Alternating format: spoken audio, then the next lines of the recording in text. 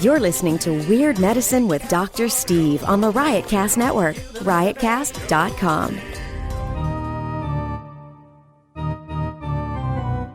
I've got diphtheria crushing my esophagus. I've got Ebola virus dripping from my nose. I've got the leprosy of the heart valve, exacerbating my incredible woes. I want to take my brain out and blast it with the wave, an ultrasonic echographic and a pulsating shave. I want a magic pill for all my ailments, the health equivalent of Citizen Kane.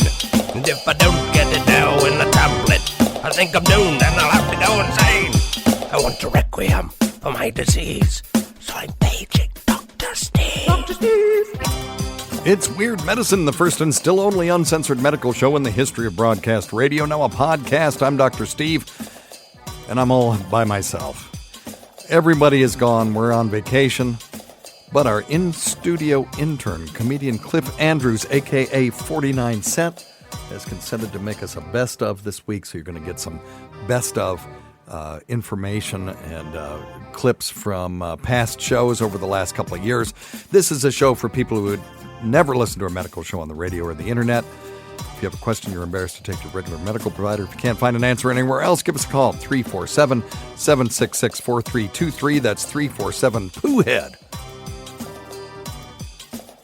Follow us on Twitter at Weird Medicine, at Lady Diagnosis, and at DrScottWM. And remember, we're not your regular medical providers. And take it away, Cliff. So the next clip I've got is actually from June of 2017. It's with special guest Jeannie McKinney. She's just this super hilarious comedian. I'm sure you've heard her on here before. She's just wonderful, and I just love her energy so much. Like I found this clip, and I was listening to it, and I was like, man, her energy is like, it's on point. Like, you know, I feel like she's that kind of person you see at the bar, and like you're just drinking a shot of whiskey, and she walks up to you, and she's like already had a bunch, and she's like, what are you drinking on here, you little pussy? Drinking alcohol. And she just turns over, like she's like starts chugging like a can of regular unleaded gasoline, and you're like, oh shit, she's real. I got to keep up. That's how I kind of view her a little bit. It's the best of Weird Medicine. Jenny, did you ever smoke? No. You never did anything, did you? No. What do you do? Have you ever done any? Do you have any vices whatsoever? She's broken every bone in her body and torn every ligament. We know that. I don't know. Sure. I just didn't understand why people would do that to their body. Wow. Yeah. And it would always make me really mad at roller derby when, you know, because I had bronchitis a long time ago, and it caused issues, and it actually changed my laugh. So a lot of times when I laugh, I'm laughing at my own laugh. Mm-hmm. But they would come out of roller derby and light up, and I was like, oh my God, I can't even breathe. They're in practice, and they just come right out and oops. Yep. And they just light up, and they'd be puffing out there, and I was like, that's crazy to me. One of the reasons I didn't do well in soccer is I would smoke a cigarette before. One of the reasons. Before the game. Terrible. One of the reasons. Yeah, it wasn't very good. Yeah. But yeah, you know what's so crazy? So for maybe 30 years of my life, I haven't thought about roller derby at all. Yeah. And then you were on the show, and for people who didn't listen last week, Jenny was previously a roller derby girl, and your name was General Man Calves. General Man Calves. Yeah. And then somebody called in on the podcast. Mm-hmm. Oh. That was a roller derby girl. Right. Oh, yeah. It was pretty cool. And she wondered what your name was, and she wondered if she knew you. So we got to get the two of you guys together. We'll get you guys to talk about your... You know, funny thing... She seemed like she broke more bones than you. Oh, she can have it. Yeah. I'm not trying to one-up anybody on that record. Yeah, no shit. Yeah. What were you going to say? Just with people's roller derby names, I don't know people's real names. Because in roller derby, you're only known to them as, you know, Nutcracker, or on our team, we had Les Roll. Les Roll. That's so great. That is fabulous. Yeah. Some of them were pretty funny. So, yeah, it's like the truckers, they know each other by their, well, you got the East Coast Cowboy. And I used to get on there, and I was Mr. CB. And I would go, if you've ever been on CB, you ever been on CB radio? Uh-huh. Well, it's amplitude modulation, so when they talk over each other, it just makes a big bunch of noise. Right. And I would get in the middle of a bunch of trucks, and I would go, Hi, everybody. This is Mr. CB. I just went tinkle and washed my hands afterward. I like you, no matter what you do. And then I'd let go of the mic, and all you'd hear is, and then you'd hear, get that three-legged beaver out of there. It's the greatest thing ever. Oh, God. Yeah. I had so much fun. That was in my youth. I wouldn't do that now. Yeah. No, that's Get that three-legged beaver out of there. That was my favorite line ever. All right, let's take it. Hi, Dr. Steve. This is Ryan from Baltimore. Listen, I've been using this Panther pill. It's a natural male enhancement pill, similar to Viagra, and I want to know if there are any long-term repercussions from this. Okay, so what he's taking is this thing called Black Panther, and I am reading, this is from the 2015, so they may have gotten their shit together and changed this, but this is an FDA fraud alert regarding this pill called Black Panther, and it says, the Food and Drug Administration is advising consumers not to purchase or use Black Panther, a product promoted for sexual enhancement. This product was identified by FDA during an examination at international mail shipments. And the FDA laboratory analysis confirmed that Black Panther contains sildenafil. No. So no wonder it works. Sildenafil is the active ingredient in Viagra. Mm-hmm. So this has happened multiple times where these companies are selling quote-unquote natural cock pills. And every once in a while, one of these companies will get smart and they'll sneak actual working ingredients in it so that people will buy it. And it may be bootleg sildenafil. They may be getting it from India or somewhere else where they can buy it in bulk for cheap because, you know, the patent rules on medications in other countries aren't the same as they are here. Okay. And but the FDA will take these out and analyze them, run them through a GC mass spec or whatever, and it's like, oops, look what we have here, and try to pull them from the market. Now, this was 2 years ago. This same company may have come out with a new variety that isn't suspect, and if they are, fine, you know. But my position on this is, again, if you're, it's hard enough to know you're getting the right thing from your pharmacy. They do a great job. Pharmacists do a fantastic job, but I've had an occasion where they've just made a mistake, and I've gotten the wrong pill in the right bottle. It happens maybe one time in a million. I don't know what the odds are where there's a medication error like that.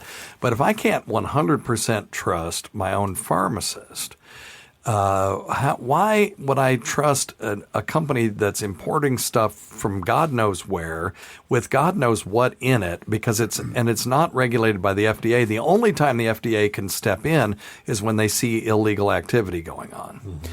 So I don't know what's in it. Now, Dr. Scott sells some herbal malarkey. He has his Stress Less and his Fatigue Reprieve. But you have some sort of agency that monitors what you're putting in it, right? And what is that? Correct. And it's got it marked on it too, right? Where it says it's certified that what you say is in it. GMP, good manufacturing processes. Okay, so that is some third party that you contract with to say, look, here's what we put in it, and then they say, okay, then we will stamp it. It's acceptable, and approve it so that people have some confidence that what they're buying is what they are being told that they're buying. Right. Can I see that box? And our stuff is all FDA approved as far as the shipping and packaging and everything. Sure. Okay.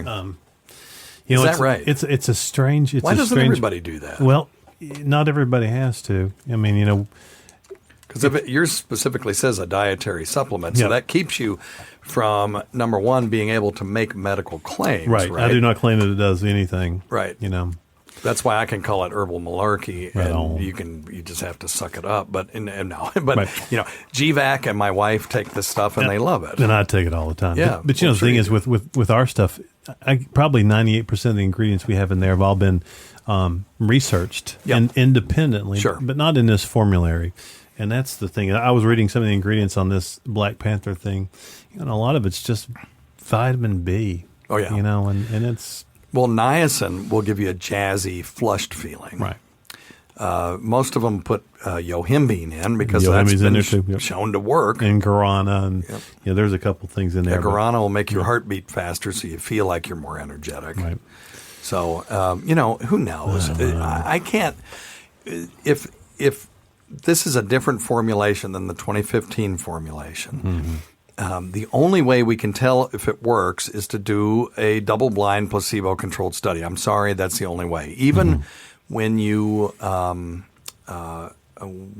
take ingredients that are proven to do other things in a different combination, for you to be able to say that it does something. Now, Dr. Scott doesn't say that. He just calls it an energy booster. That's right. So, but for Dr. Scott to make a claim that it improves mental fitness or something, he would have to give 100 people a placebo, 100 people his stuff, and then give people a test and make sure it's blinded so nobody knows what's what, and at the end of it, decode it and see if there's a statistically significant difference. And if there is, then he could, in theory, apply to the FDA and try to make a specific medical claim. Right, make a claim about it, exactly. And but it's just so fucking expensive. Yeah, no, it's crazy. That's the horrible part. I mean, I would love to do that for everything. It costs billions of dollars to get something like Prevacid to the market. Right. Yeah, I was quoted $100 million to get through all of the FDA studies and do all the research studies. That's just at your level. Yeah. So how much have you actually made off of Stress Less right now?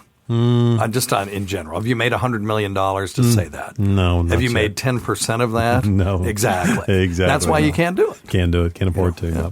Okay. All right. So anyway, just be careful. I'm sticking with the Malarkey. It's cheaper. Yeah, no shit. And the other thing is, you can if you're worried about the expense of sildenafil, there is a way to get it cheaper. And compounding pharmacies can make something for you if it's not available on the market. So there are pills of sildenafil on the market, so they can't make you sildenafil pills, but there are no sublingual lozenges of Viagra. So they can make that for you, and they can get it in bulk, and they can make it really cheap. I would get 100 milligram sildenafil lozenges, cut them in quarters, and I think that they were like $2-3 a piece. And if you check the prices on Viagra right now, Dr. Scott, if you would, find out what the price of 100 milligram. What are you looking at, beer? No, I was looking at that Black Panther thing. I was going a relative price. Oh, yeah. And this thing it was $23 for 6 pills. Oh, is that right? Well, fuck it. There's not a whole lot of difference between that and Viagra. Yep. Well, let's see here. Let's go to Viagra prescription prices. Ooh, golly, $62 for how many is that? 20. Damn, bro. Yeah, it's expensive. Do they have to have a prescription? $60 a tablet at CVS, according to this. Yep. AccessRx.com. And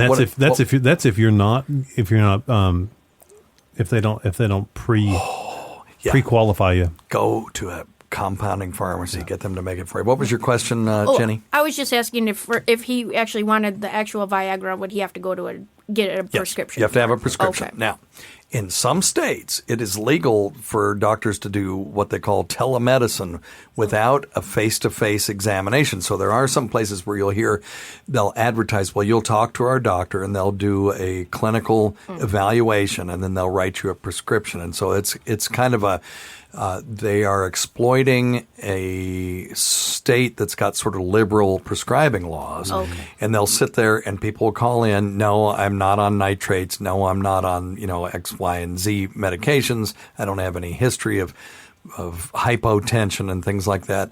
That physician will then write them a prescription and then hand it over to their in-house pharmacist, who will then sell them the medication. Okay. So it's a nice money-making thing, and it's relatively risk-free.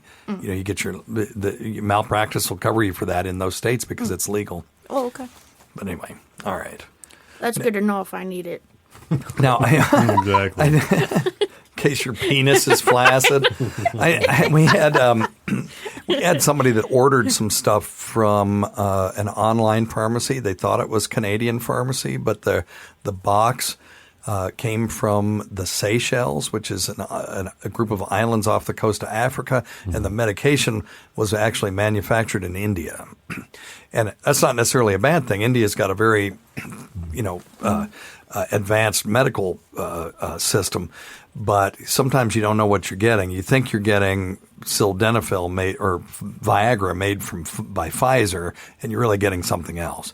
Every once in a while, people get something completely different. If you're buying Xanax online, who knows what you're going to get? One person I read about, I didn't know this one personally, ordered Xanax online, which is illegal. Okay, so that's your first hint, yeah. And it came from some third world country, and what was in it was actually haloperidol, which is Haldol, which is not a controlled substance, but it's an antipsychotic. We used to use it for schizophrenia. Ooh. Now, it has a kind of similar effect to Xanax, so there's some people would take it. And it's a lot less habit-forming, so it really wasn't a horrible substitution, but that wasn't what they ordered. Sure. It wasn't horrible. Anyway. The Haldol shuffle. So if you're the manufacturer of these Panther pills and the FDA thing was either wrong or you fixed what you've got, good for you. I just can't recommend it till I see a double-blind, placebo-controlled trial. That's it. All right. It's the best of Weird Medicine. All right. Hope you enjoyed that. I've got some more stuff here. This next clip is actually from July of 2017. I picked this up because I just felt like you just got to listen. In this next clip, our doctors discuss Pulp Fiction and dill pickle leg cramps. I hope you enjoy. This is an even better Hey, question. Dr. Steve. This is Calvin in California. Hey, I had Calvin. a question about a scene from Pulp Fiction. Ooh. There was a moment where Uma Thurman played Mia Wallace, and she was laying unconscious on the floor, and they had to take an adrenaline needle and jam it through her sternum in order to inject into her heart pure adrenaline and wake her up out of the coma. I was wondering if you remember that scene, how medically accurate that whole depiction was. And I was thinking, if she'd taken something like Anyway, okay. Now he's getting into his commentary, so we'll stop it at the end of his actual question. Who could forget that scene? If I remembered nothing else from Pulp Fiction, I would remember that scene. And one of the things I remember about it was I was in or had graduated from medical school when it came out, and I was like, boy, that's a whole lot of horse shit. Right. It's great film, yeah, but it's a whole lot of horse shit as far as medical treatment is concerned. Now, have doctors ever stuck a needle in somebody's heart? Yes. Yes. It's called intracardiac injection, and it's a last resort. I've never seen it done. I've seen a needle play, and you don't, first off, you don't have to go through the sternum. Right. They kept calling it the breastplate. You got to go through her breastplate, which I'm assuming they meant the sternum. Right. No, you go between the ribs. Yeah, there's a hole there. And you don't you don't use a sledgehammer to do it. It's not an You axe. actually get it at the edge of the rib, between the ribs, and then you just insert it nice and easy. Right. It takes some force to get through all that stuff. There's no question about it, but not that It's much. deeper than you think. And it is much deeper than you think. Yeah. Matter of fact, your scalp tissue is deeper than you think. You think if you feel your scalp and move it around, it feels like You think it's dead on the bone. yes, Yeah. it feels like it's paper thin. It's right on the bone, but when you cut into that, it's really, really deep. It's weird. I even knowing it, I'm feeling my skull right now through my scalp, and it still feels like it's right under the skin, but it's not. But anyway, that is an illusion. So I have never seen an intracardiac injection done. I have seen where they use that same kind of needle, go under the rib cage and point it toward the heart and try to pull out fluid from the pericardium. Right. That's right. Very good, Dr. Scott. I'll give you one of those because you were on the money. There is a tissue that surrounds the heart, and if it gets too much fluid in it, it can actually compress the heart to the point where it can't beat effectively anymore. We call that pericardial tamponade. And when you get that, they'll take a needle that has an electrode on it. And that electrode is hooked up to an EKG machine. And when you stick that needle in and point it toward the heart, when you start to see electrical activity on the EKG machine, you know that you're actually touching the tissue of the heart itself, so you back off a little bit and you should be right in the fluid. And then you put vacuum on it or just pull back on the syringe and you can pull back the, empty the pericardium of fluid pretty safely. Right. And it's pretty interesting. So I've seen that, but I've never seen an actual intracardiac injection because we have other ways of doing things now. Right.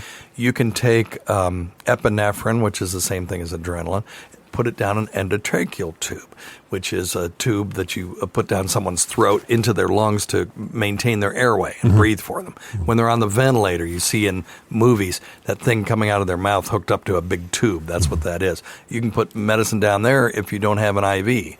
Otherwise, you can give the medication intravenously, and it gets there just as fucking fast. Right. Almost. Now, the thing... So that's the intracardiac injection. So that part, the way they did it was very dramatic. It looked awesome. Yes. It's great from a storytelling point of view because it was just so effed up. Right. You know? Right. And why has that guy got a giant syringe of adrenaline with an 18-gauge needle? 18-gauge needle. It's got about 50 cc's. It's not even like a little one. Right. Like a huge honking. Right. It was like a quart of adrenaline. I don't think she needs that much. But. No. So you're right. We use these little tubes that might have 3 to 5 mLs in them, little tiny tubes. But anyway, the problem is she, if I remember correctly, her heart hadn't stopped. She thought something was cocaine, and it turned out to be high-grade heroin. Right. So she actually had an opioid overdose. Right.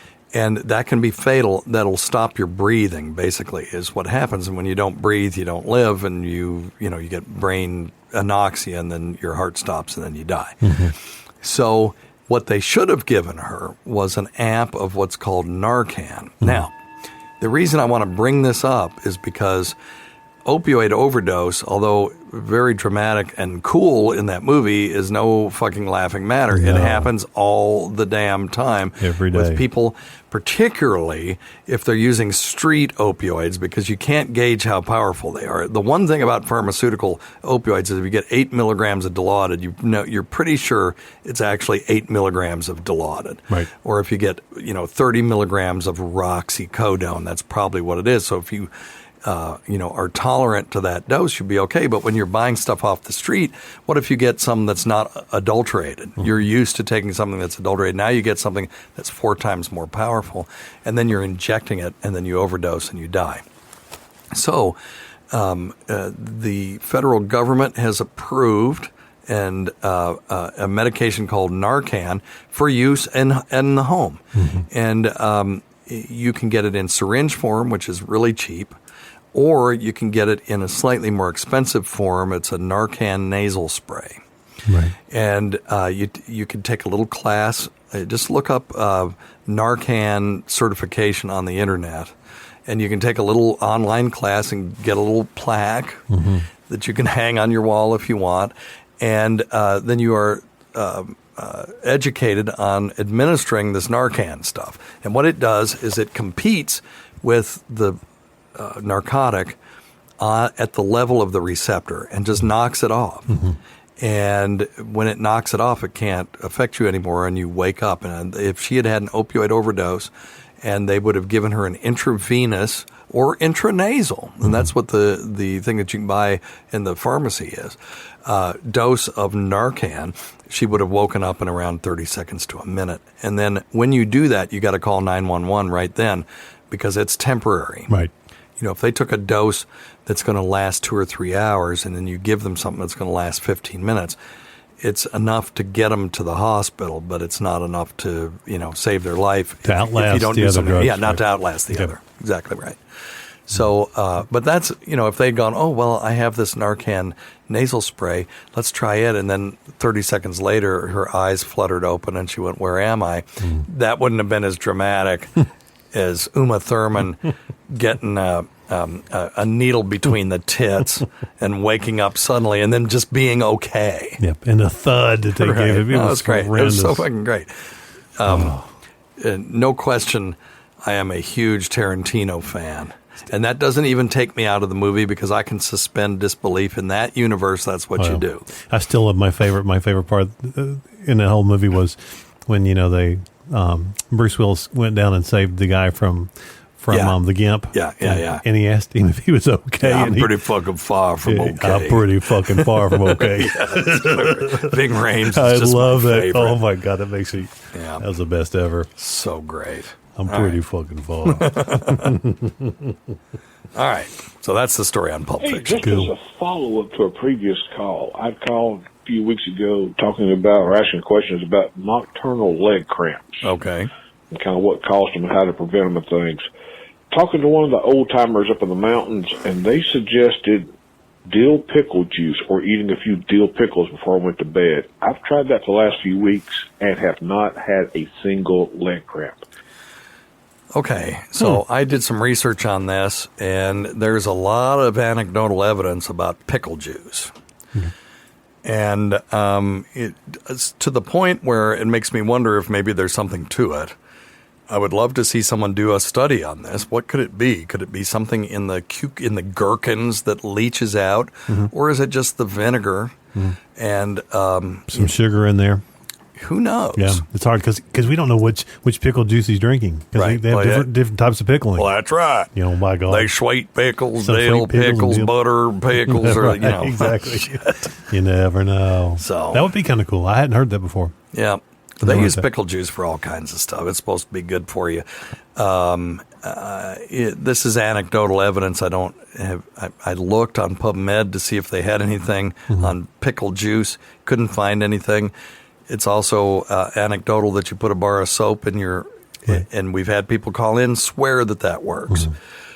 I have a funny feeling it's the foreign body itself because when I sleep with my iPad in the bed with me, I don't get leg cramps. At least it doesn't seem to.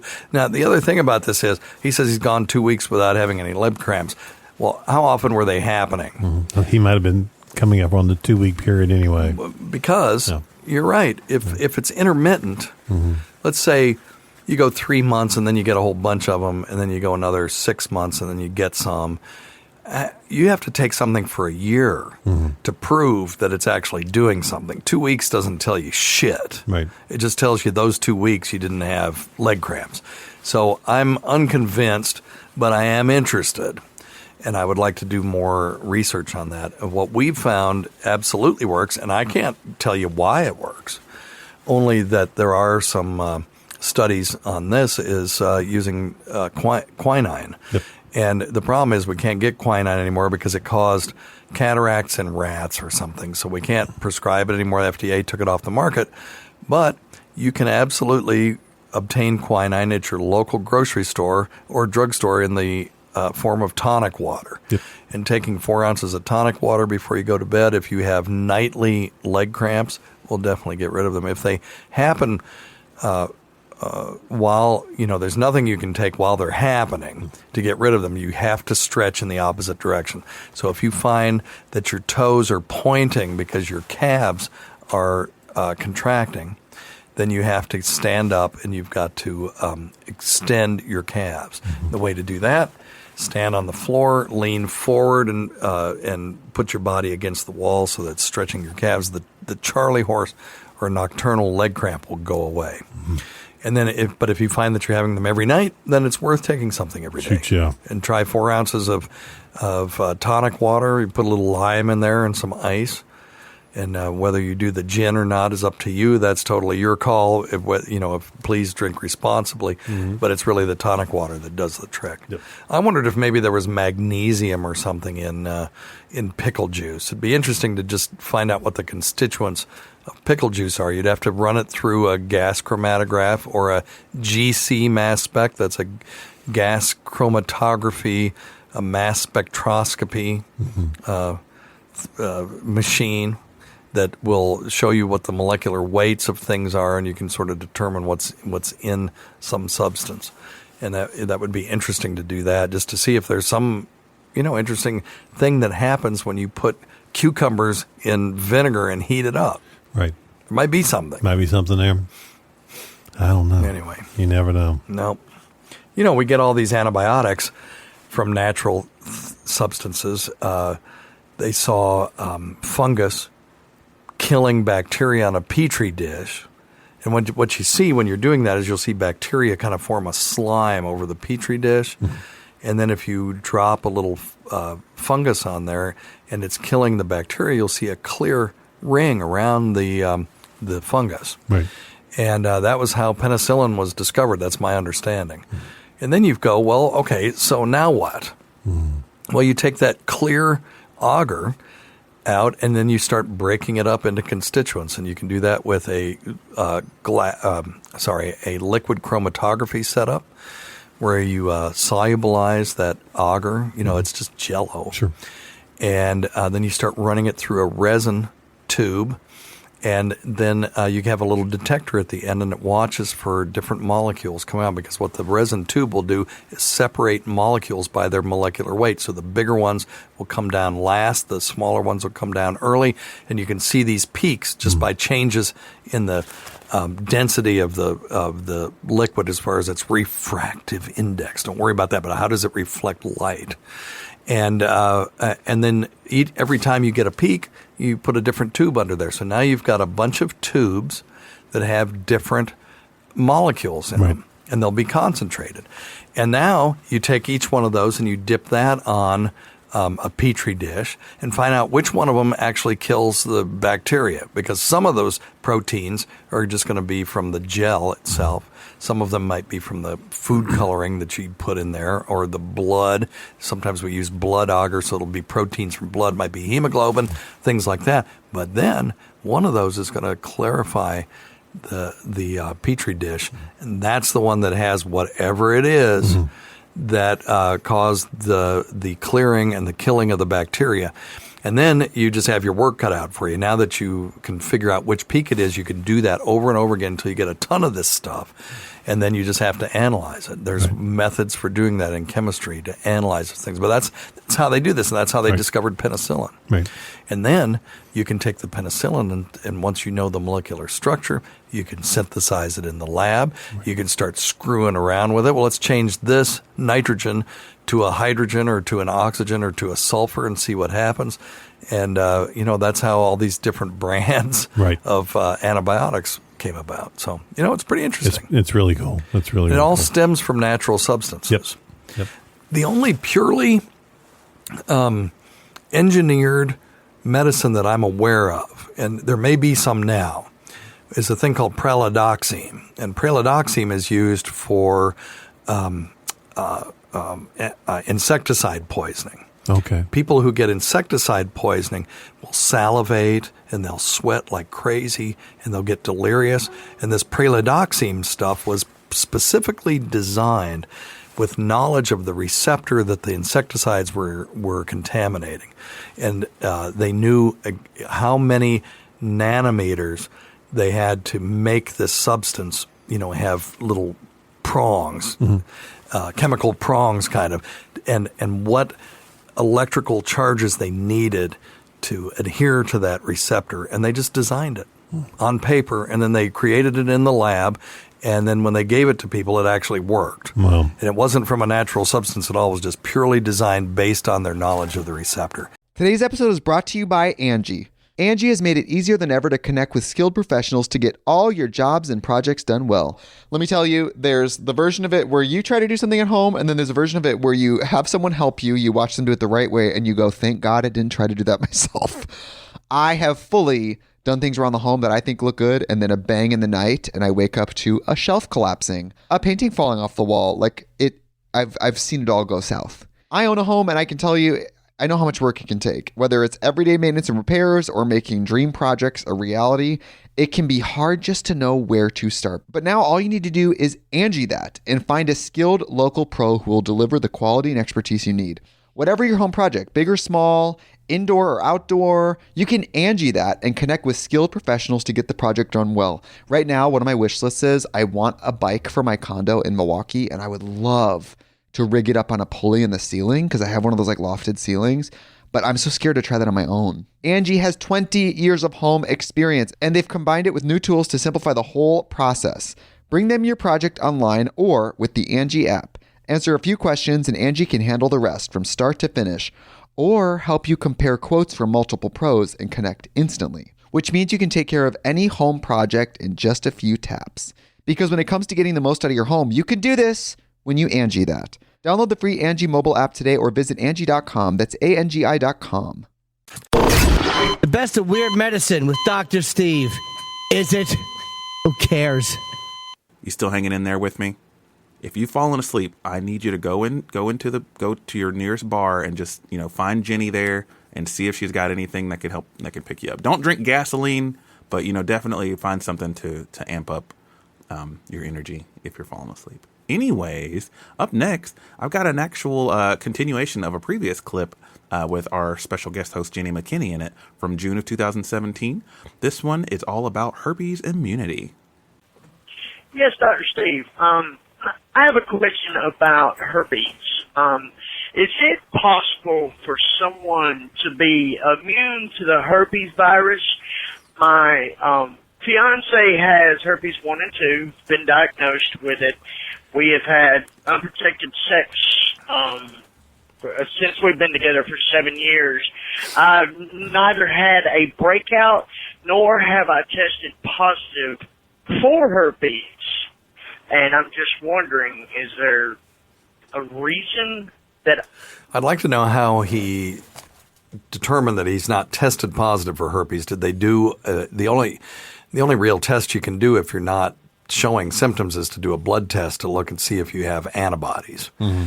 And most people honestly will have antibodies to something because so many people have been exposed to cold sores and stuff and herpes simplex 1.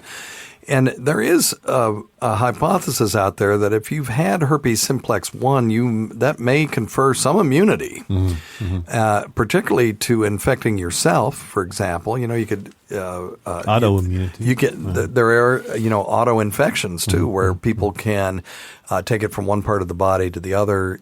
They can stick their finger in a cold sore and then stick their finger in their eye, and sometimes get ocular herpes.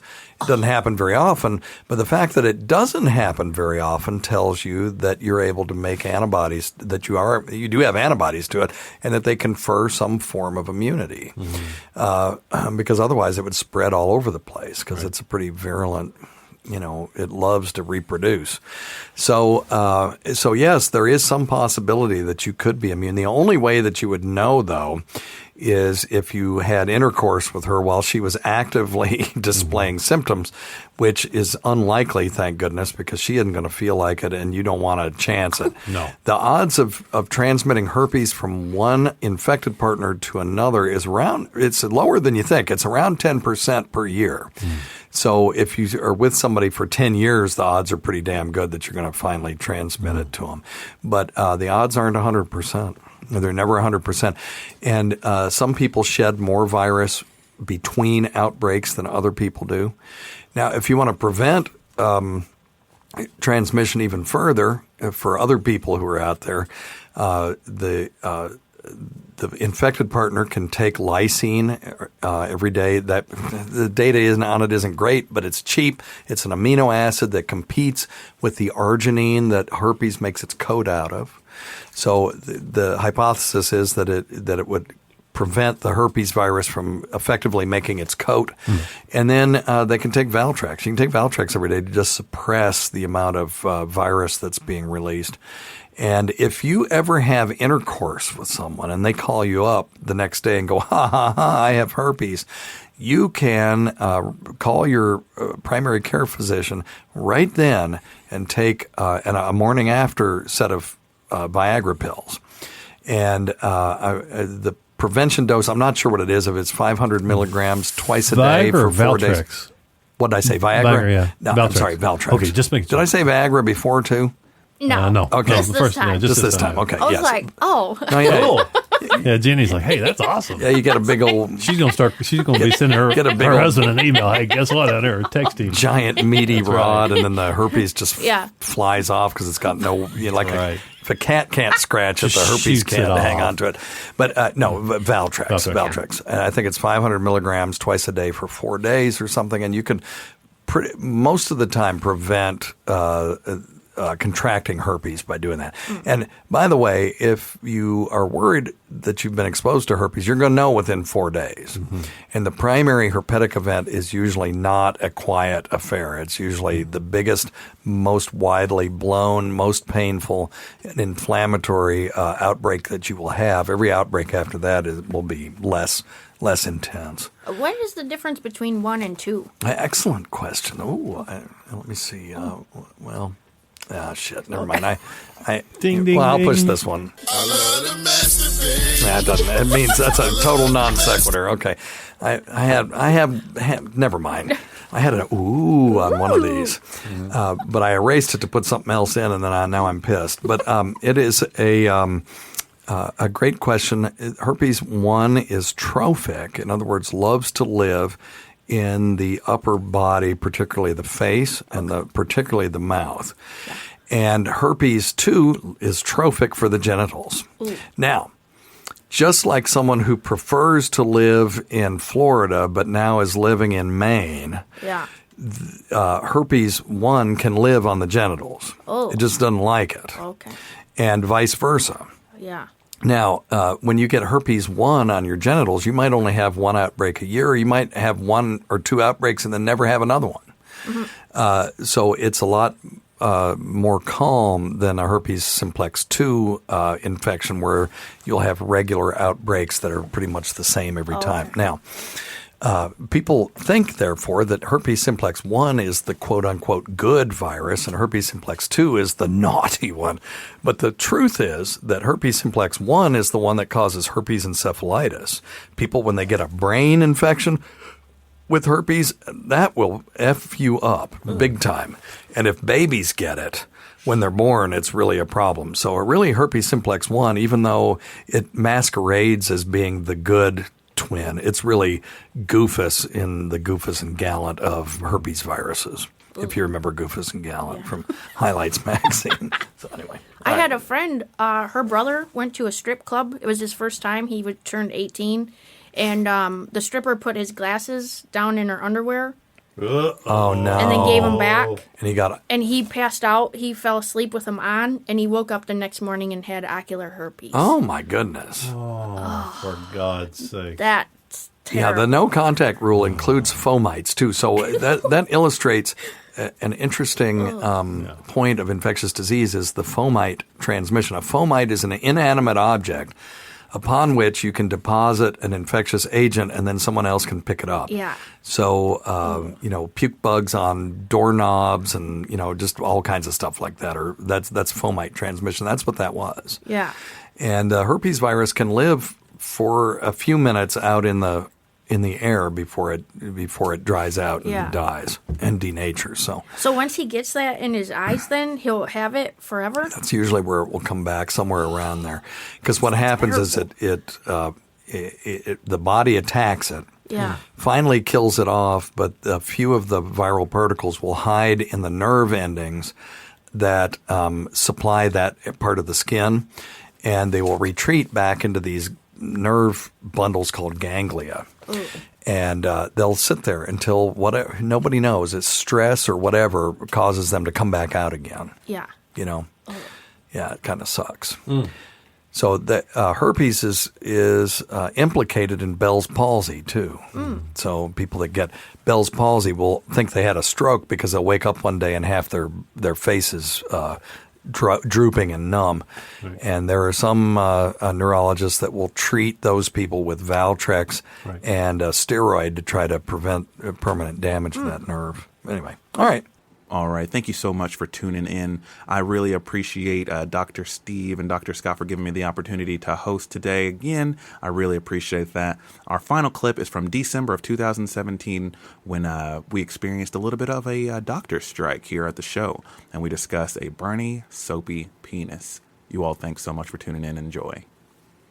It's the best of Weird Medicine. Lethal. Non-traumatic or non-lethal. Right, it's seldom non-lethal. That means it's usually lethal. Right. So I didn't write the goddamn thing. It's a bullshit article. Okay, whoever wrote that article didn't know how to express themselves. Right. Properly. I think the point being is that let's talk about what autoeroticism is. Autoeroticism is self-pleasure. Stimulation, that's right. Okay. Rosie red palm on her 5 fingers.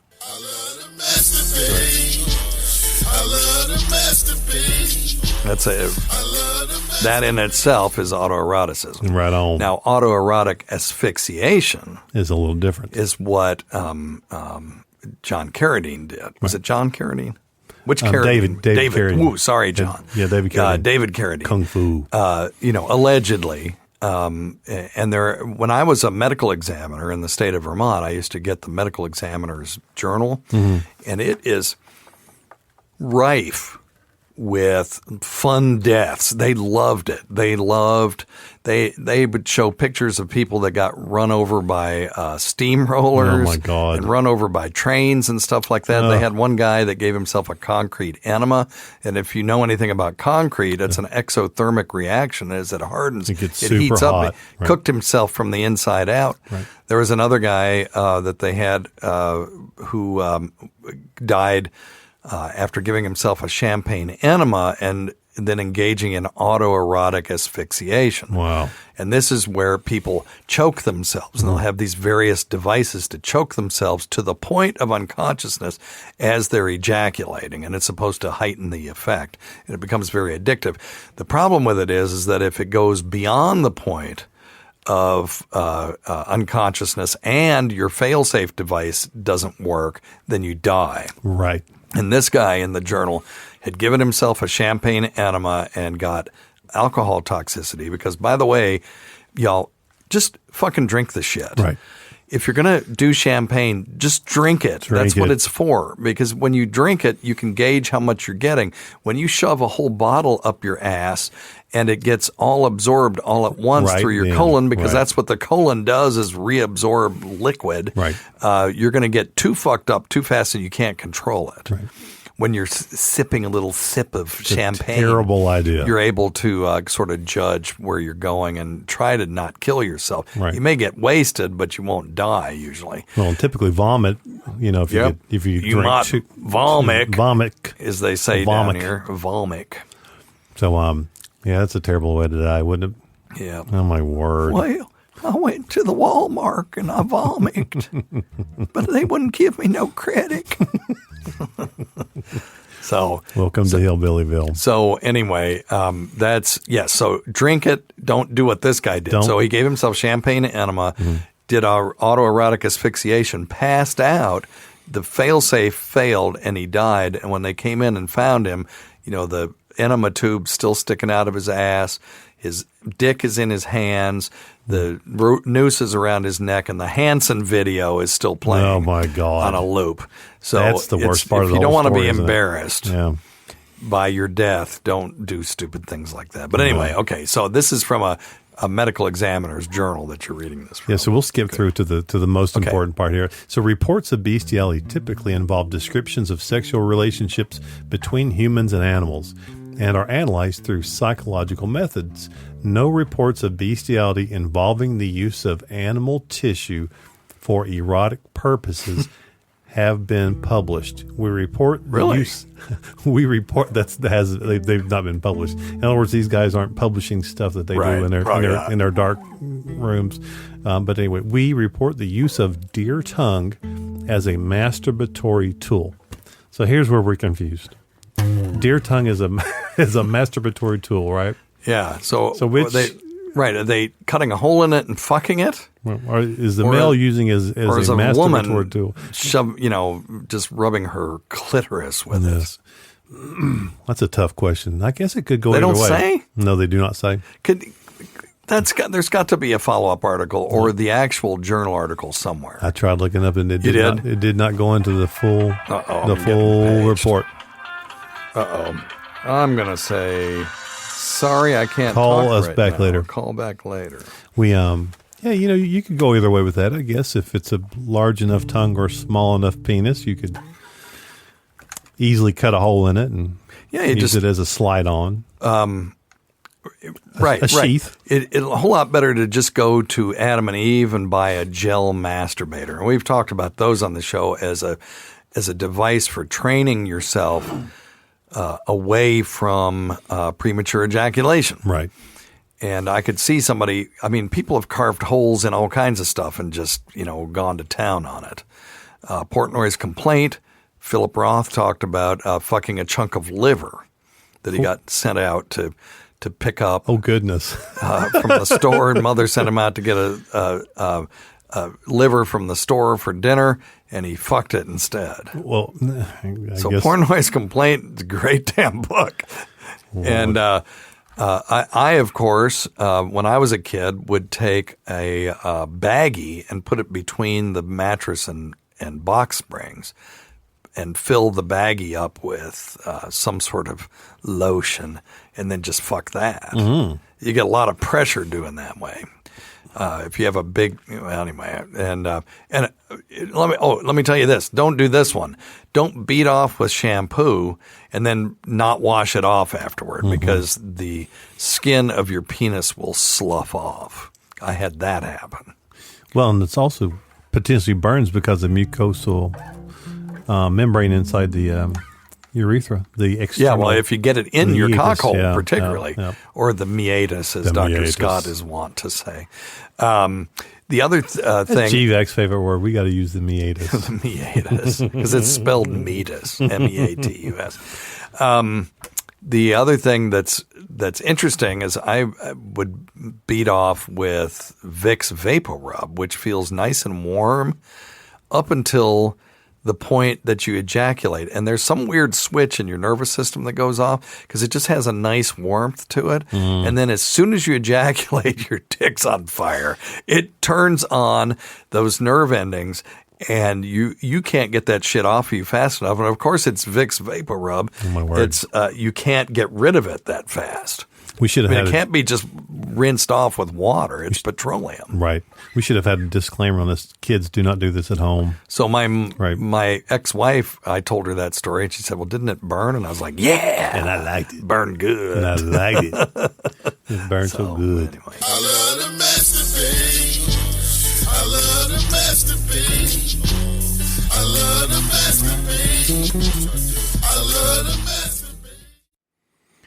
All right, Cliff. Awesome job, man. Thank you so much. Check out Cliff Andrews, a.k.a. 49 Cent, August 2nd at Allendale Mansion at the Amphitheater out back. He will be opening for Vic Henley. It's a free concert. So come out and come say hello. If you're a Weird Medicine listener, you come say hi to me. I'll buy you a beer. So anyway...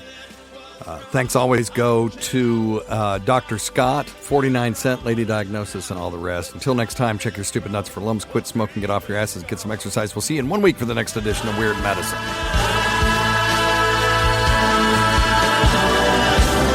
Has become comfortably numb.